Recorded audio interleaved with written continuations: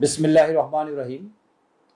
প্রিয় সাংবাদিক বন্ধু, আপনি যে প্রশ্ন করেছেন, নরেন্দ্র মোদী এবং ডক্টর মোহাম্মদ ইউনূসের সাথে যে সাক্ষাৎকার থাইল্যান্ডে হলো, এই সাক্ষাৎকার সম্পর্কে জামাত ইসলামীর প্রতিক্রিয়া কি? ইতিমধ্যেই রাজনৈতিক দলের দু একজন নেতা এই বিষয়ে তাদের প্রতিক্রিয়া ব্যক্ত করেছেন। বিষয়টি আমাদের দৃষ্টিগোচর হয়েছে। আমরা মনে করি যে ভারত বাংলাদেশের নিকটতম প্রতিবেশী এবং সবচেয়ে ঘনিষ্ঠ একটি দেশ হচ্ছে ভারত। বাংলাদেশের পররাষ্ট্রনীতি হচ্ছে সবার সাথে বন্ধুত্ব, কারোর সাথে বৈরিতা নয়। আমাদের সম্পর্কটা হবে ন্যায্যতার ভিত্তিতে এবং সমতার ভিত্তিতে।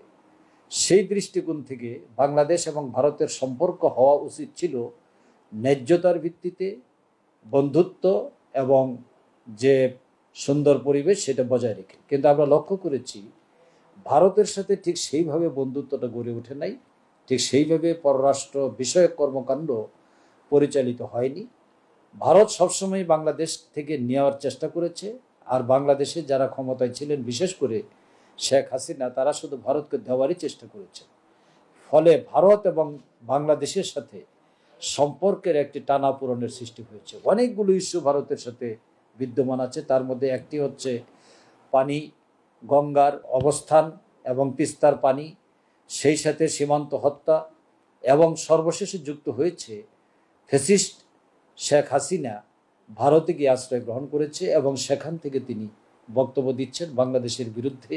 মাঝে মাঝেই তিনি উস্কানিমূলক বক্তব্য দিয়ে বাংলাদেশে একটি উত্তপ্ত পরিবেশ তৈরি করার চেষ্টা করছেন।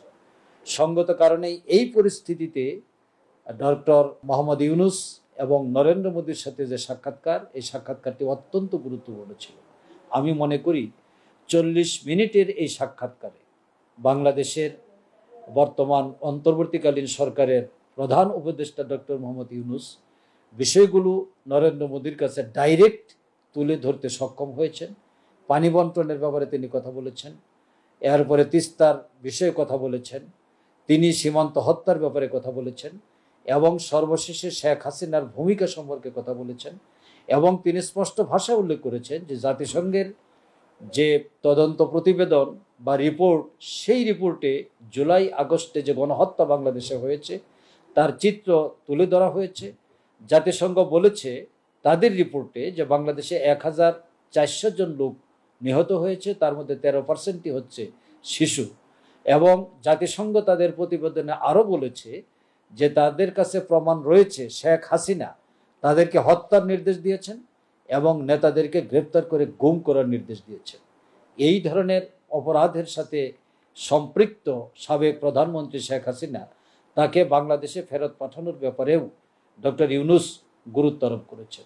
আমি মনে করি ডক্টর ইউনূস এবং মোদির সাথে যে আলোচনাগুলো হয়েছে, এই আলোচনার মাধ্যমে বাংলাদেশের মানুষের যে সেন্টিমেন্ট বা মনোভাব, সেটাই সেখানে দৃশ্যমান হয়েছে, ফুটে উঠেছে।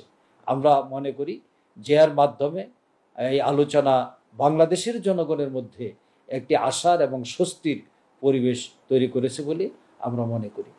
আশা করি যে ভারত বিষয়টি পজিটিভলি গ্রহণ করবে এবং ডক্টর ইউনূস সাহেবের যে যৌক্তিক বক্তব্য, সেই যৌক্তিক বক্তব্যের মাধ্যমে ভারত তার ভূমিকা পালন করে প্রমাণ করবে তাদের সম্পর্ক কোনো দলের সাথে নয়, বাংলাদেশের জনগণের সাথে।